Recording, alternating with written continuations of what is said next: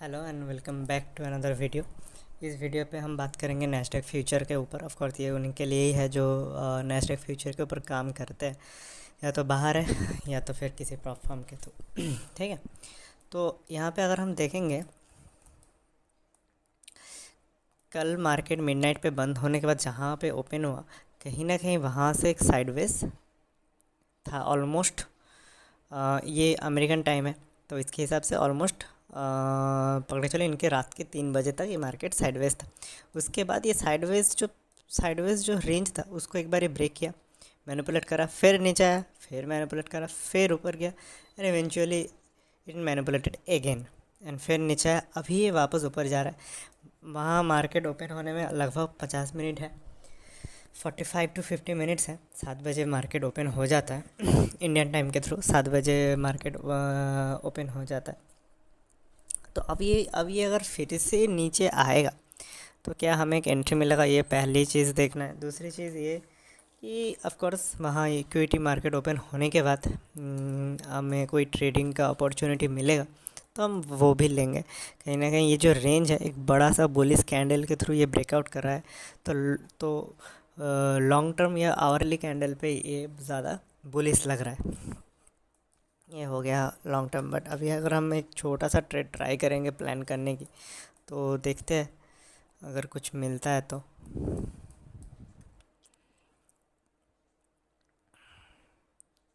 कहीं ना कहीं शार्प वी से रिकवरी आ रहा है, ऐसे रिकवरी में जहाँ पे बैक टू बैक 5 मिनट में बैक टू बैक 1 2 3 4 लाइक इतने बिर ग्रीन कैंडल आ जाए तो इस टॉप में भले ही ब्रेकआउट दे, भले ही सेटअप अच्छा हो, हम यहाँ एंट्री लेना थोड़ा सा रिस्की रहता है। हमें एक पुल बैक चाहिए। अब पुल बैक मैं यूजुअली कैसे प्लान करता हूँ, इसमें क्या प्रोबेबिलिटी हाई रहता है, रिस्क टू रिवॉर्ड रेशियो सही रहता है, लेकिन एंट्री थोड़ा कम मिलता है। तो मेरा प्लान रहता है कि जैसे ये रैली हो गया, अब इस रैली को मैं फिबोनाची से ड्रॉ करूँगा। मैं फिबोनाची में बाकी सारी चीज़ें नहीं देखता हूँ कि 60 30 जो भी रहता है, राइट, 61 38, ये सारी चीज़ें मैं नहीं देखता हूँ। मैं खाली 0.5 देखता हूँ, क्योंकि मैं दो चीज़ें देखता हूँ। अगर रैली के 50% के ऊपर है तो ये हो गया प्रीमियम जोन, और इसके नीचे का हो गया डिस्काउंट जोन। हमेशा हमें डिस्काउंट में ख़रीदना होता है, प्रीमियम में बेचना होता है। अगर मैं स्कैल्प करने की कोशिश करूँ कि यहाँ एक बार टॉप था, ये एक बार टॉप था, इस टॉप से ही नीचे आएगा, तो मैं यहाँ कहीं पे सेल करना चाहूँगा। यहाँ पे मैं सेल नहीं करूँगा क्योंकि ऑलरेडी डिस्काउंटेड हो चुका है, तो मैं यहाँ कहीं पे सेल करना चाहूँगा। सिमिलरली अगर मेरे को ख़रीदना है तो मैं डिस्काउंट में ख़रीदना चाहूँगा, ना कि प्रीमियम में। तो वही है कि अब अगर डिस्काउंट पे मेरे को ख़रीदना है, ये हो गया डिस्काउंट में ख़रीदना प्लान ए। प्लान बी या सेटअप बी क्या है कि हम एंट्री कहाँ पे लेंगे, फेयर वैल्यू गैप पे। तो मैं दो फेयर वैल्यू गैप देख पा रहा हूँ, एक ये और दूसरा ये। लेकिन अगर ये चीज़ें मैं 5 मिनट पे देखूँ तो कहीं ना कहीं एंट्री बहुत ही लिमिट हो रहा है। इतना ज़्यादा अपॉर्चुनिटी मेरे को लग नहीं रहा है, हमेशा इतना डीप जाके जाता नहीं है। इसलिए बेटर होता है थोड़ा सा 1 मिनट में शिफ्ट कर जाओ। अब 1 मिनट में जैसे ही 1 मिनट में भी एकदम शार्प रैली है, ये हमेशा शार्प रैली इतना होता नहीं। 1 मिनट में यूजुअली क्या होता है कि फिर यहाँ पे थोड़ा सा नीचे जाके फिर ऊपर, तो क्या रहता है कि हम इस रैली के हिसाब से भी एक 50% के नीचे भी डिस्काउंट जोन पे हमें कहीं ना कहीं इधर भी एंट्री मिलता था। अभी इधर में एंट्री है नहीं कुछ, ठीक है। अभी भी अगर एंट्री लेना है तो कहीं ना कहीं यहाँ हमें प्लान करना पड़ेगा। इसके नीचे तो नहीं है, देखो एम पैटर्न बना के नीचे भी आ रहा है। यहाँ पे हम रिलेटिव इक्वल हाइज भी बोल सकते हैं, जो है रिलेटिव इक्वल हाइज से ये फिर वापस नीचे आ रहा है। तो देखते हैं क्या करता है मार्केट। ओपन होने से पहले भी अगर कोई हमें ट्रेडिंग की अपॉर्चुनिटी मिलेगा तो हम ले लेंगे, अदरवाइज़ मार्केट ओपन होने के बाद ही देखेंगे। ये एवोल्यूशन वाला ही अकाउंट है। इस अकाउंट में मैंने जो ट्रेड लिया था जीबीपी पे, पाउंड पे, उसके बाद यहाँ पे कोई ट्रेड है नहीं। एक छोटा सा स्कैल्प था, स्कैल्प मतलब मैंने एक सेटअप ट्राई कर रहा था, लेकिन वो इवेंचुअली लिक्विडिटी कम होने की वजह से मेरे को थोड़ा हाई एंट्री मिल गया। मार्केट ऑर्डर पे था वो, तो मैंने वो तुरंत एग्जिट कर दिया, इसलिए मैंने कोई रिकॉर्ड किया भी नहीं। तो वही है, एक ही ट्रेड था सुबह जो पाउंड था वही। अब देखना ये है कि नैस्डैक पे या किसी और पे, ऑफ कोर्स अगर कहीं और भी अपॉर्चुनिटी मिले, क्योंकि पाउंड पे वो जो वीडियो देखा और उसके बाद अगर आप लोग देखोगे तो कहीं ना कहीं मेरा एसएल हिट तो करा था, उसके बाद बहुत सुंदर रैली दिया ऑलमोस्ट। मैं मतलब हमारा टारगेट तो वो आराम से हिट कर ही देता, लेकिन वही है एसएल थोड़ा गलत जगह पे बैठ गया, क्योंकि एंट्री गलत जगह पे थोड़ा हुआ था। थोड़ा सा टॉप पे एंट्री हो चुका था, एंट्री थोड़ा और सही रहता तो मज़ा आता उसमें। ये देखो हमारा यहाँ पे प्लान था, मेरा एंट्री थोड़ा सा टॉप पे चला गया, यहाँ पे था शायद, और मेरा इधर एसएल हिट हो गया। मैं अगर थोड़ा सा नीचे एसएल देता तो बहुत बढ़िया, मेरा यहाँ तक का टारगेट था, यहाँ तक का तो था भी नहीं, यहाँ तक का ही मेरे को बहुत सुंदर प्रॉफिट दे रहा था। ये $42-43 के आसपास था वो प्रॉफिट। ठीक है, पार्ट ऑफ द गेम। हाँ, कभी कभी एसएल भी, इसलिए एसएल बहुत इंपॉर्टेंट होता है। आप कहाँ पे एसएल दे रहे हो, कहाँ पे एंट्री दे रहे हो। अब वही है, मेरा एंट्री हाई हुआ तो एसएल ऑटोमेटिकली थोड़ा ऊपर चलेगा, क्योंकि एक सर्टेन अमाउंट से ज़्यादा मैं रिस्क लेना नहीं चाहूँगा। तो एक और चीज़ हो सकता था ऑफकोर्स, अगर आप लोग इस चीज़ कमेंट सेक्शन में बोल सकते हो कि मैं पोजीशन भी थोड़ा सा घटा सकता था, लेकिन वही है, वो बहुत बाद में मैंने रियलाइज़ किया। और एक सुंदर से ट्रेड, लाइक ये ऐसा ट्रेड अगर आपको मिल जाए ना, ये रैली कैच करने लायक, तो you are done for the day. ऐसा एक ट्रेड मिले तो बस फिर सिस्टम बंद करके निकल जाओ। लेकिन वही है, मिस तो हुआ ही है, उल्टा एस एल बी टी हुआ है। तो ठीक है, इधर नेस्टैक ये स्पॉट चार्ट है, स्पॉट चार्ट में अभी भी मार्केट ओपन हुआ नहीं है, तो देखेंगे। मार्केट्स लग रहा है कि यहाँ पे थोड़ा गैप अप ओपनिंग हो सकता है। अगर यहाँ पे थोड़ा गैप अप ओपनिंग हो सकता है, यानी ये फिर वापस से ऊपर भी जा सकता है।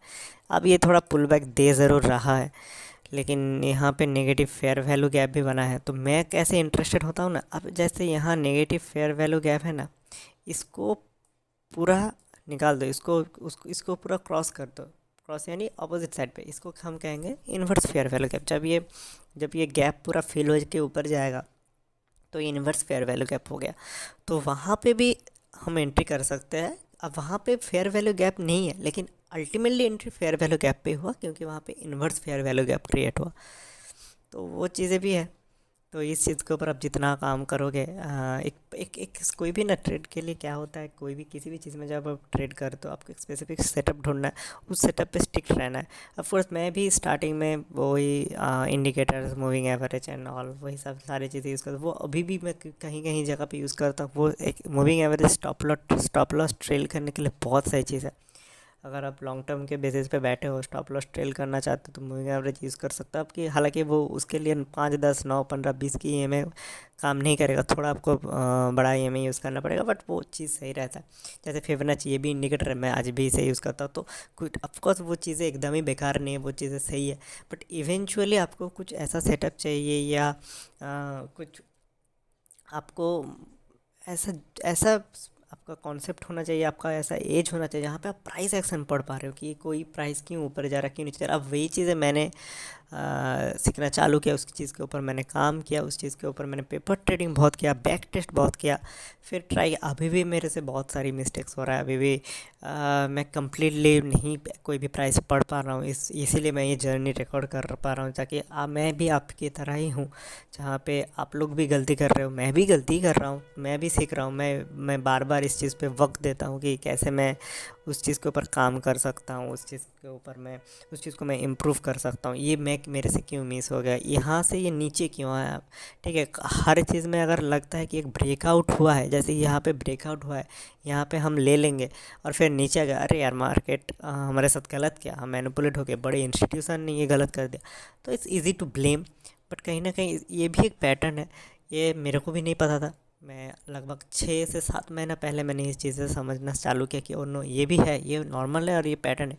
बस वही है कि वो जब शुरू में हम स्टार्ट करते हैं, ये चीज़ें हमें वैसे नहीं थी। हम जो किताबें पढ़ना चालू करते हैं, हमें सिंपल बताया जाता है कि ब्रेकआउट इसके ऊपर खरीदो, ब्रेकडाउन इसके नीचे बेचो। लेकिन आज के दिन में मार्केट में इजीली वैसे नहीं होता है। तो वही सारी चीज़ें हैं। अब यहाँ पे क्या है, मैं ट्रेड लूँ ना लूँ, मैं यहाँ पे एक प्राइस एक्शन पढ़ने की कोशिश कर रहा हूँ कि ये चीज़ें कहीं पे नहीं, किसी किताब में एग्जैक्टली ऐसा ऐसे होगा तो क्या हो सकता है, ये चीज़ें कहीं नहीं बताएगा, किसी भी किताब में नहीं बताया जाएगा। ये हमें ही बैठ के पढ़ना है, रीड करना है। ये सेम चीज़ कल भी हो तो क्या रिजल्ट कल भी सेम ही होएगा कि अलग होएगा, वो चीज़ें हमें देखना है। तो ऐसे रिपीटेटिव जब पैटर्न क्रिएट होगा, उसके बेसिस पे जो 80% ऑफ द टाइम जो होता है, या 70% ऑफ द टाइम जो होता है, वो हो जाता है कि उस पैटर्न का रिजल्ट तब हमें समझ में आ जाएगा कि ये बुलिश पैटर्न है, ये बेयरिश पैटर्न है, क्या है। जैसे इस पॉइंट ऑफ टाइम में ये इन्वर्स फेयर वैल्यू गैप बन चुका है। अब मैं देखना चाहता हूँ ये टॉप, इस टॉप को एक बारी क्या, ये टॉप को तोड़ के जाएगा। अगर ये टॉप को तोड़ के एक बार यहाँ जाएगा, फिर मैं इस जगह पे इंटरेस्टेड हूँ, फिर मैं यहाँ पे एक बाइंग ऑर्डर प्लेस कर दूँगा। वो ऐसे लेट होगा होगा नहीं होगा नहीं होगा, बट मेरा ये लॉजिक है बेसिकली। यहाँ एक एम पैटर्न बनाया था, यहाँ पे एक बियरिश फेयर वैल्यू गैप था, अब दोनों ही चीज़ को तो तोड़ ही दे रहा है ना। तो कहीं ना कहीं फिर बायर स्ट्रांग है, और जब मेरे को लग रहा है कि आज नेक्स्ट थोड़ा सा गैप अप ओपनिंग दे सकता है, तो उसके हिसाब से ये भी थोड़ा ऊपर ही जाएगा, तो वहाँ पे भी ऑटोमेटिकली गैप अप ओपनिंग होएगा। तो देखते हैं मार्केट क्या करता है, उसके हिसाब से मैं आपको अपडेट करता हूँ।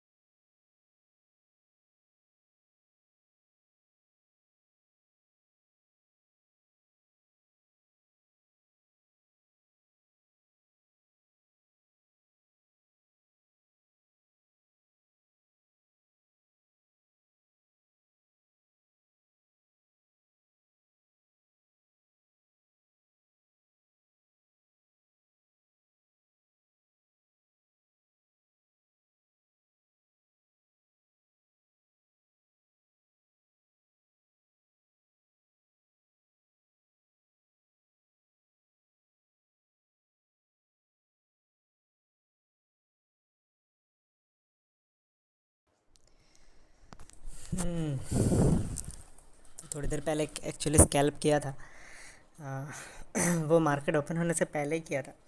मैं अनफॉर्चुनेटली उस वक्त वॉइस नहीं दे पाया उस पर, बट क्विक स्कैल्प मैंने बैठा के गया था, बट वो कहीं ना कहीं मेरा स्टॉप लॉस हिट कर दिया था। आप लोगों ने तो वो देखा ही होगा। तो अभी जहाँ पे मार्केट ओपन हुआ है, ये जो ये वो है एवोल्यूशन वाला अकाउंट है। यहाँ पे मेरा अमेरिका टाइम रहता है और ट्रेडिंग व्यू पे नॉर्मल इंडियन टाइम रहता है। तो एवोल्यूशन वाले अकाउंट पे यहाँ पे 10 बज चुके हैं, यानी 9:30 बजे इनका मार्केट ओपन होता है। तो लगभग ये वाला कैंडल जहाँ पे उनका इक्विटी मार्केट ओपन होता है, फ्यूचर तो वैसे ही रहता है।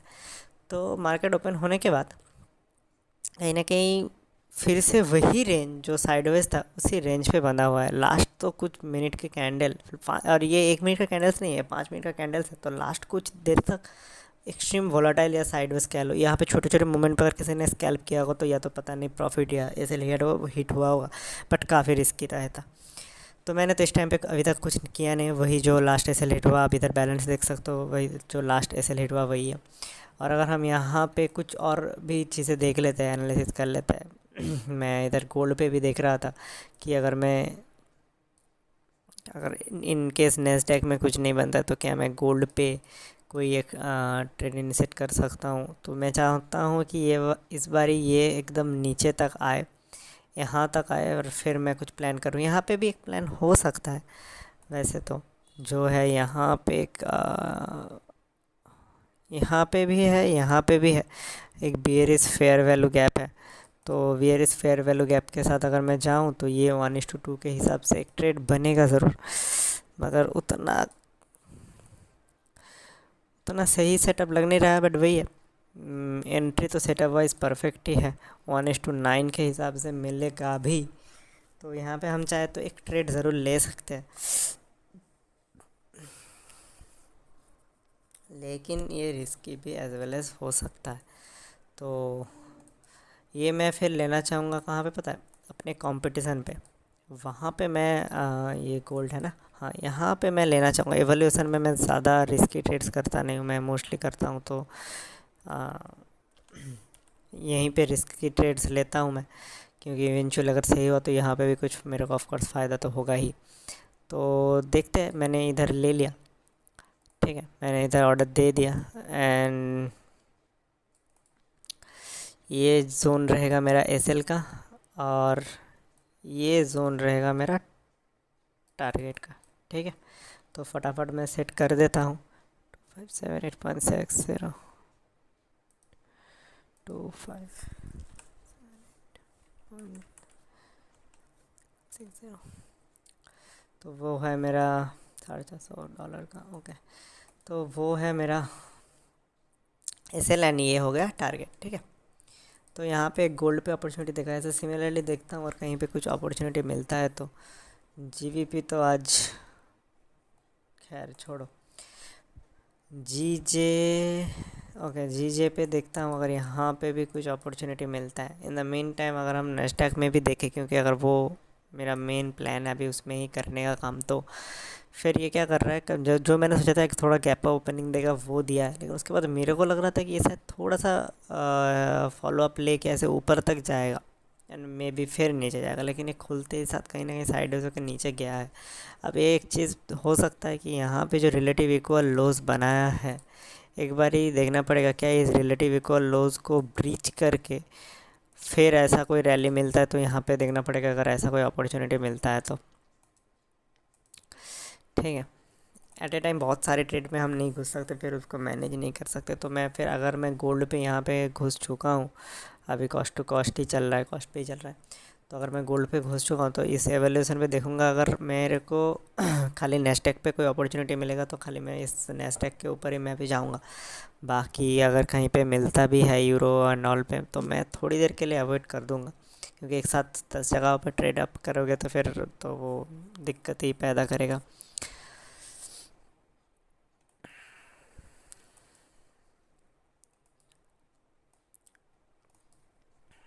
देखते हैं फिर ये यहाँ पे क्या करता है। यहाँ पे भी ये 5 मिनट में साइडवेज ही है, तो देखते हैं अगर यहाँ पे कुछ मिलता है। ये थोड़ा सा प्रॉफिट आना शुरू हुआ है, let's see how it goes.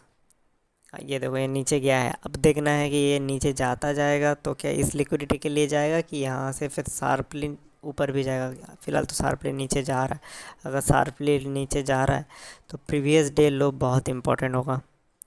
Previous day लो बहुत इंपॉर्टेंट होगा, ये प्रीवियस डे हाई है ना, तो ये एक रेंज है तो देखना पड़ेगा। और यहाँ पे रिलेटिव इक्वल लोज यहाँ पे भी है, ये कल बंद होने से पहले का जो रिलेटिव इक्वल लोज था ये है, तो देखना पड़ेगा यहाँ पे कैसे काम करता है। ये देखो शार्प रेड कैंडल फिर फॉलो अप बाई एक शार्प ग्रीन कैंडल आ गया तो फिर दिक्कत होगा, लेकिन मैं फिर भी अगर ऐसे फॉलो अप एक ग्रीन कैंडल बड़ा आ गया ना तो फिर मैं घुस जाऊँगा बाइंग पे, जो कि ये आ रहा है। यहाँ पे अच्छा खासा एक प्रॉफिट रन होना शुरू हो चुका है, यहाँ पे अच्छा खासा प्रॉफिट रन होना शुरू हो चुका है, तो देखते हैं अगर यहाँ पे एक शार्प ग्रीन कैंडल आता है तो वो मैं लूँगा एंड फिर मैं अपना रिकॉर्डिंग वापस से ऑन करूँगा।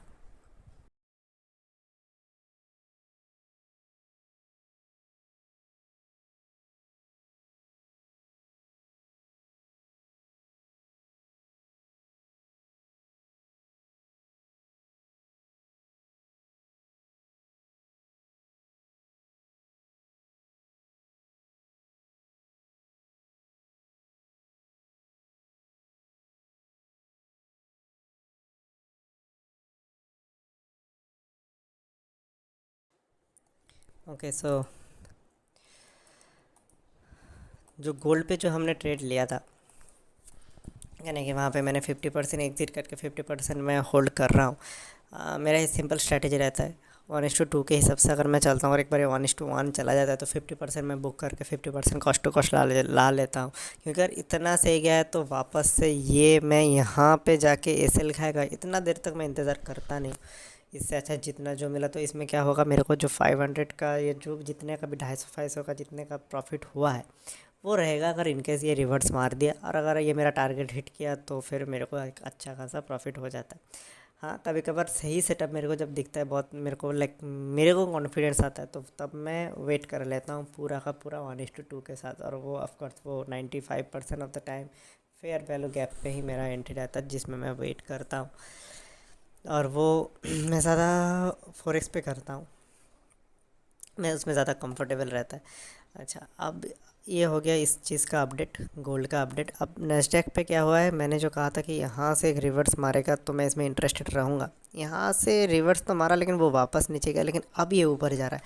अब मैं इसमें प्रॉपर ये जो चेंज करा, यहाँ पे जो ऑर्डर ब्लॉक था उसको ब्रेक किया, तो ये एज ए ब्रेकर भी काम करेगा, तो यहाँ पे एक एंट्री बनता है। लेकिन वही है, 1 मिनट के टाइम फ्रेम पे भी देखेंगे तो इधर फेयर वैल्यू गैप्स बहुत सारे हैं। एक पे भी अगर टच करेगा तो भी मज़ा आएगा, लेकिन वही है, फेयर वैल्यू गैप पे आप शायद टच ना करें। देखते हैं अब अगर यहाँ पे मेरे को कोई एंट्री मिलता है ना, तो फिर मैं इधर तो इंटरेस्टेड तो हूँ।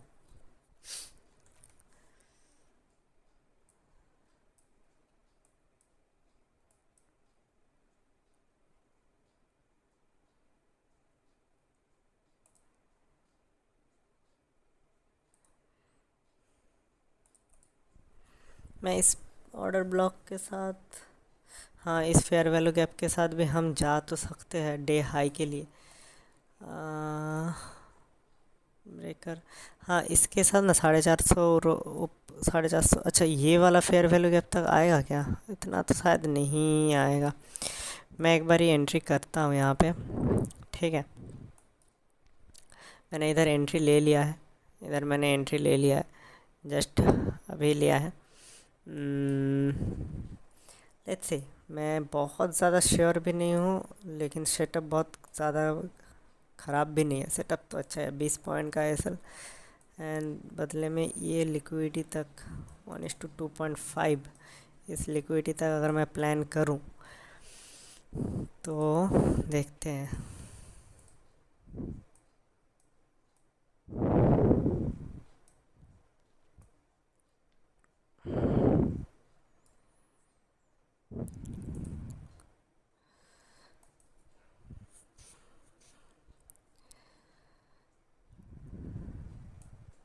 इधर शायद एस एल और थोड़ा सा नीचे ही होता। हाँ, यहाँ पे एस एल थोड़ा सा और छोटा एस एल है, 6.5 से 7, एग्जैक्टली $7 का ही एस एल है। आने को 15 के ऊपर ही है, तो कहीं ना कहीं 1:2 के एवं भी है। देखते हैं। और अगर ये वापस से एसएल खाता है, कहीं ना कहीं यहाँ तक एसएल, अगर ये वापस से एसएल खाता है ना, तो ये जो रैली है, पूरा रैली अगर ऐसा बेकार हो गया तो फिर इस जगह पे वही है दोबारा, फिर अब ऐसे मज़ा नहीं आएगा। ये कहीं ना कहीं काफ़ी हद तक ये नीचे गया था।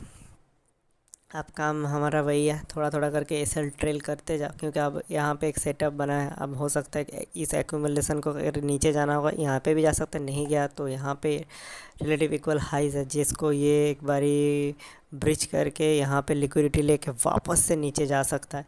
ये भी एक पॉसिबिलिटीज़ है। तो बहुत सारी चीज़ें, एनी हाउ हम इस लो के लिए वेट ज़रूर करेंगे। यहाँ पे भी रिलेटिव इक्वल लोज है, देख रहे हो यहाँ पे। अगर हम गोल्ड को इस चार्ट पे देखेंगे ना,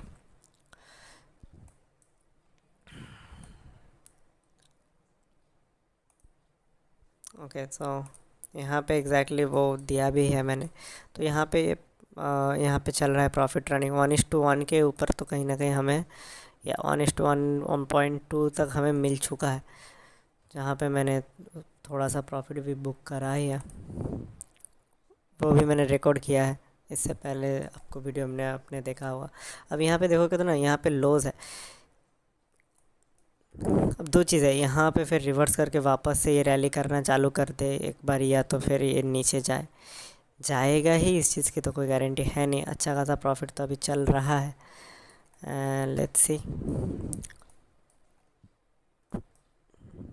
मैं चाहूँगा ऐसा हो, इसको नीचे जाने के लिए बूस्ट तो चाहिए, तो ऐसा हो एक बारी। मैं चाहूँगा कि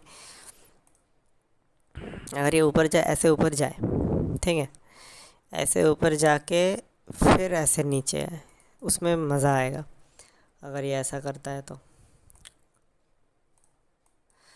उस हिसाब से फिर मेरे को इधर एस एल ज़्यादा नहीं मैं कम कर सकता। हाँ, ये इस कैंडल के ऊपर मैं रखा, एस एल मेरा सही जगह पे ही है। यहाँ पे भी मैं रख सकता हूँ 74 पे, बट फ़िलहाल तो सही जगह पे है। देखते हैं। साथ ही साथ अगर हम यहाँ पे देखेंगे, ये अभी भी कॉस्ट टू कॉस्ट ही चल रहा है। ये मेरा इस यहाँ पे टेक्निकली थर्ड ट्रेड है ना।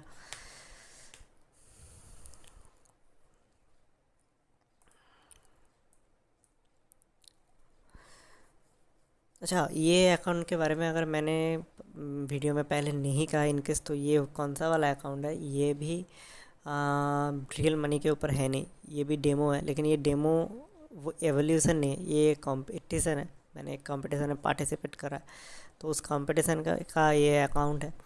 तो ये वहाँ पे भी यहाँ पे भी मैं ट्रेड लेता हूँ। इस कंपटीशन में क्या होगा, अगर आप जीतोगे तो आपको एवोल्यूशन वाला अकाउंट मिलेगा, इस तरीके से। अब इस कंपटीशन में क्या है, ज़्यादा बेटर में ज़्यादा बड़ा अमाउंट वाला एवोल्यूशन अकाउंट मिलता है इस कंपटीशन में। लेकिन मैं कहीं ना कहीं बहुत पीछे हूँ इस कंपटीशन में, ज़्यादा मेरे को उम्मीद है नहीं। ठीक है, और डेट के हिसाब से देखा जाए तो ज़्यादा वक्त है नहीं, ये इसी महीने ख़त्म भी हो जाएगा। तो जहाँ पे मैं अभी भी $4,000 डाउन ही हूँ। आज थोड़ा सा पॉजिटिव किया है, मतलब दो दो ट्रेड्स आज थोड़ा सा सही गया है। तो लेकिन फिर भी क्या है कि मैं इस कंपटीशन में मतलब ऐसे कंपटीशन में मैं ये फर्स्ट टाइम पार्टिसिपेट कर रहा हूँ। तो मैं ज़्यादा कुछ ऐसे एक्सपेक्ट नहीं कर रहा हूँ कि यू नो कि ये मेरे को इस बार ही क्लियर कर देना है। नहीं होगा क्लियर शायद इस बार ही, मे बी नेक्स्ट मंथ पे मैं कंपटीशन पार्टिसिपेट करूँ फिर नहीं होगा। लेकिन उसके बाद वाला कंपटीशन में अगर मैं पार्टिसिपेट करूँ तो मैं कुछ ना कुछ करके एटलीस्ट रैंक लेके आऊँ। भले एवोल्यूशन कुछ ना कुछ रहता है टॉप 20 टॉप 30 लोगों के लिए, इस कंपटीशन में लगभग 40,000 लोग पार्टिसिपेट कर रहे हैं। मैं अराउंड 15 या 20,000 लाइक 50% के ऊपर ही हूँ। क्योंकि क्या है कि बाकी लोग कहीं ना कहीं इससे ज़्यादा लॉस कर चुके हैं, इसलिए मैं उतना ऊपर हूँ, और कुछ नहीं। तो वही है कि अब जब पहली बार पार्टिसिपेट करते हो वहाँ पे बहुत लोग बैठे होंगे जो इतने एक्सपीरियंस वाले हैं, तो पहली बार में तो बहुत कुछ ज़्यादा एक्सपेक्ट आप कर नहीं सकते। पहली बार में मैं यही कोशिश कर रहा हूँ कि मैं थोड़ा टेस्ट ले लूँ कि चीज़ें कैसा है, कैसे मैं इस कंपटीशन को कैसे लेना है, क्या माइंडसेट होना चाहिए। क्योंकि यहाँ पे माइंडसेट आपका अलग होना चाहिए आपकी वैल्यूशन अकाउंट में। यहाँ पे टाइम मैटर करता है। आपको ट्रेड ढूंढना पड़ेगा। भले ही आज के अब यहाँ पे ऐसा नहीं कर सकते कि चलो यार आज के दिन पे ट्रेड नहीं मिला तो मैं नहीं करूँगा, ऐसा आप यहाँ पे नहीं कर सकते। क्योंकि ऐसा आप एक दिन करोगे, 2 दिन करोगे, ऐसा 10 दिन आपका सेटअप नहीं मिलेगा, तो फिर आप क्या ही करोगे। क्योंकि फिर तो बाकी लोग कंपटीशन में बहुत आगे निकल जाएंगे। तो यहाँ पे आपको ट्रेड ढूंढना पड़ेगा, तो यहाँ पे माइंडसेट बहुत अलग होगा। और ये चीज़ मेरे को समझ में आते आते आते आते ऑलरेडी पहला 12-13 दिन निकल चुका था, जब मैं कॉस्ट टू कॉस्ट चल रहा था। $200 की प्रॉफिट, $50 की लॉस, मतलब मैं कहीं मूव नहीं करता, वहीं पे था, आराम से मैं समझ रहा था।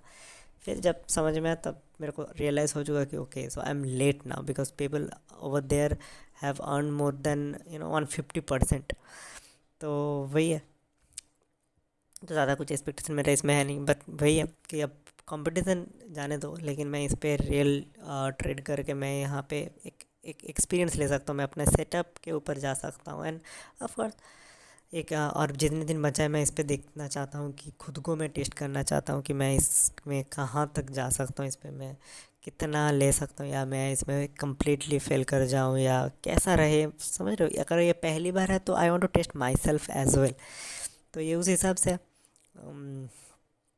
देखते हैं। अब कहीं ना कहीं वहीं पे घूमे जा रहा है, एंड ये भी कॉस्ट टू कॉस्ट ही है। हम्म। ओके, एक ब्रेकआउट देने की कोशिश कर तो रहा है, देखता हूँ क्या होता है। जैसा भी रहेगा उस हिसाब से। ये मेरा 500 तक का टारगेट है, 500 तक ये जाए तो मज़ा आ जाए। तो जो भी रहेगा उस हिसाब से मैं आप लोगों को अपडेट कर दूँगा। मैं इस पे मैं मेरे को मन कर रहा था कि इतना में ही मैं निकल जाऊँ, लेकिन वही है, अगर मैं 50% निकल चुका हूँ, मेरा 50% जो बचा है उसमें कोई लॉस है नहीं। या तो इस ट्रेड में मेरे को कम प्रॉफिट होगा, या तो बड़ा प्रॉफिट होगा, इतना ही ना। अगर मैं एस एल दूँ तो $5 उल्टा मेरे को आएगा, अगर एस एल बीट हुआ, क्योंकि वो ट्रेल एस एल मैंने डाला है। तो यहाँ पे क्या है कि आपको आपका साइकोलॉजी जो है वो आपको मेंटेन करके चलना होता है। यहाँ पे भी थोड़ा थोड़ा चलना चालू हुआ, देखते हैं। तो यहाँ पे आपको साइकोलॉजी मेंटेन करके चलना होता है। अगर इस ट्रेड में मेरा कोई लॉस है नहीं तो मैं क्यों ना होल्ड करूँ, क्या ही होगा। ज़्यादा से ज़्यादा जो मेरा ये यहाँ पे जितना ही प्रॉफिट रन हुआ वो पूरा एवापोरेट हो जाएगा, इससे ज़्यादा तो कुछ नहीं होगा। So I am ready to hold, I am ready to wait, and let's see क्या होता है। जो भी रहेगा मैं फिर इसमें अपडेट कर दूँगा।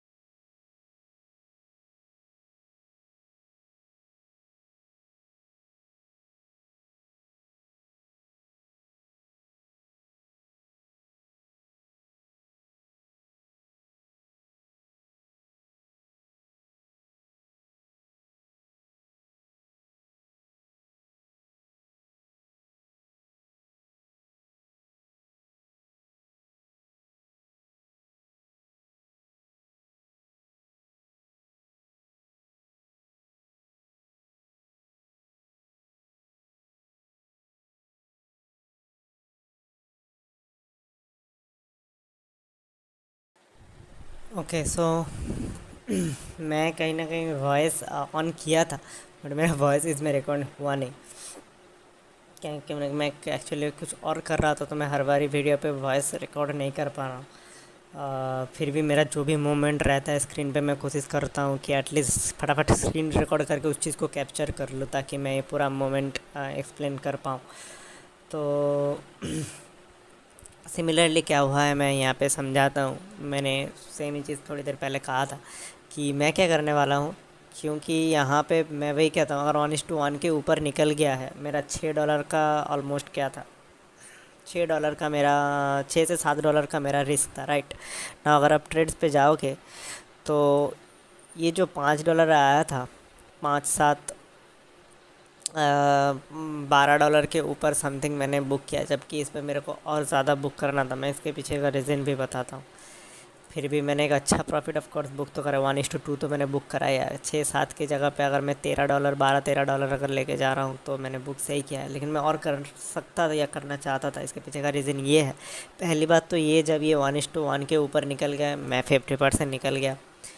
सेकेंड बात ये कि यहाँ पे ना रिलेटिव इक्वल हाइज़ है।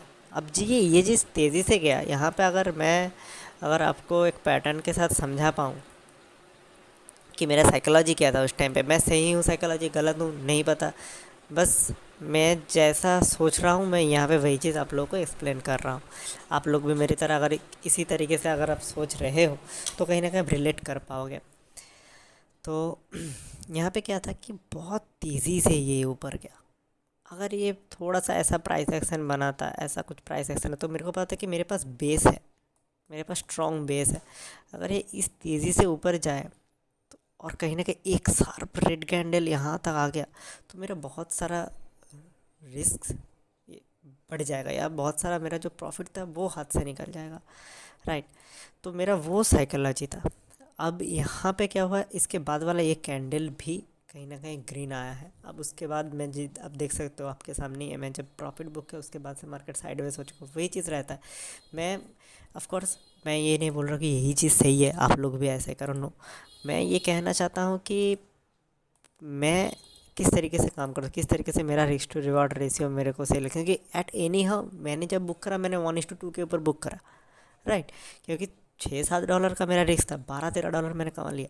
तो मैंने 1:2 के ऊपर बुक कर लिया, दैट्स फॉर श्योर। वो करना या तो मैं एसएल दे दूंगा। हाँ, ऐसा नहीं कि कभी मैंने 1:1 नहीं बुक करा या 1:1.5 नहीं बुक करा, वो भी करा है जब सिचुएशन मेरे को लगता है, जब मेरे को प्राइस ऐसा लगता है। ऐसे में कभी कभार हो जाता है, हड़बड़ी में मैं निकल जाता हूँ।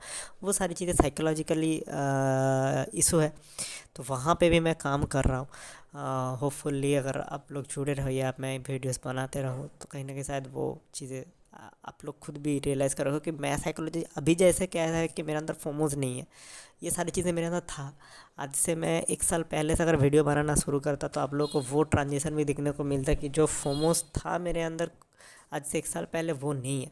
और वो कैसे मैंने ओवरकम करा है। तो अभी भी जो इश्यूज़ आपको देखने को मिलेगा जो मेरे अंदर है, ये चीज़ें भी मैं ओवरकम करूँगा, तो वो आप लोग रिलेट कर पाओगे। अगर मे बी जो आप लोगों के अंदर भी ऐसे सिमिलर, किसी के अंदर अभी भी फोमो हो सकता है, किसी के अंदर अभी रिग्रेट एंगर ट्रेडिंग वाला इशू हो सकता है। अगर ये इश्यूज़ है, तो कहीं ना कहीं आप लोग रिलेट कर पाओगे, और आप लोग इस चीज़ को खुद से भी सुधार कर पाओगे। हम एक दूसरे की हेल्प कर सकते हैं। इवन कमेंट सेक्शन में आप एडवाइस भी दे सकते हो कि कैसे मैं इस चीज़ों में और बेटर कर सकता हूँ। तो ये था आज के दिन का सेकंड थर्ड ट्रेड, राइट। तो अभी देखेंगे तो 4896, हमने 490201 कहीं ऐसे शुरू किया था। तो कहीं ना कहीं मैं $17 से $18 में डाउन हो चुका था, अभी $4 से $5 ही डाउन। तो थोड़ा सा मैंने रिकवर करा है, राइट। थोड़ा सा मैंने रिकवर करा है। ये $11 का था, और एक $4 का बड़ा लॉस था। ठीक है, देखते हैं। और कोई फिर से कोई ट्रेड मिलेगा, तो मैं वो भी रिकॉर्ड करके अपलोड करूँगा। अच्छा, यहाँ पे इस वाले अकाउंट में अभी भी साइडवेज ही चल रहा है। थोड़ी देर पहले यहाँ तक फिर से प्रॉफिट आया था $190 के आसपास। अभी भी फिर से ये साइडवेज चल रहा है। मैं सोच रहा हूँ अब इतना साइड हो चुका तो एक बार ही एग्ज़िट कर ही लूँ, फिर देखा जाएगा। बट इवेंचुअली ये यहाँ पे भी क्या कर सकता है, ऐसे ऊपर जाके वापस नीचे आ सकता है, लेकिन वो ऐसे ऊपर भी चला जा सकता है। सो मैं एक बार के लिए इस अकाउंट में भी एग्ज़िट करने का सोच रहा हूँ, लेकिन नहीं, मैं अब इधर रहने दूंगा। मैं अपने एसएल को क्या करूँगा, आ, मैं अपने एसएल को थोड़ा सा चेंज कर दूंगा। इसको कैसे किया जा सकता है ऐसे, ये देखो मैंने अपने एसएल को अब थोड़ा सा शिफ्ट कर लिया इस दौरान 33 डॉलर का, क्योंकि अब ठीक है, अब अगर इतना इसके ऊपर निकल जाएगा तो फिर मैं इंटरेस्टेड नहीं रहूँगा। अगर इसको नीचे जाना है तो यहीं कहीं से लिक्विडिटी लेके इसको वापस नीचे जाना चाहिए। तो देखते हैं, मैं एस एल भी अपना ट्रिल कर दूँ, एग्जिट नहीं करूँगा। या तो मेरा एस एल हिट होगा या तो मेरा टारगेट हिट होगा। इस रेंज पे आएगा तो मैं बुक कर ही लूँगा, या तो मैं टारगेट में प्लेस भी कर ही सकता हूँ, बट रहने देते हैं जब मैं सिस्टम के सामने बैठा हूँ तो मैं हमेशा लेकिन एस एल डाल देता हूँ।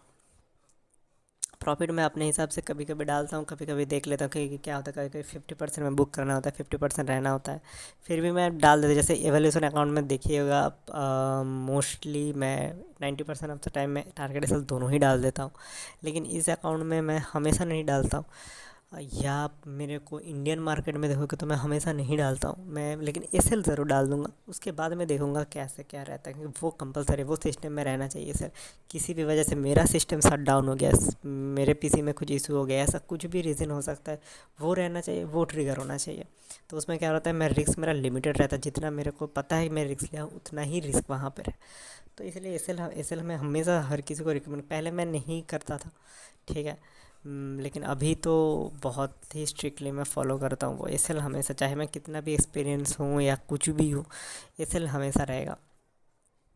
तो यही है। फ़िलहाल मैं सोच रहा हूँ इस चीज़ को मैं अपलोड कर दूँ, ये वाला।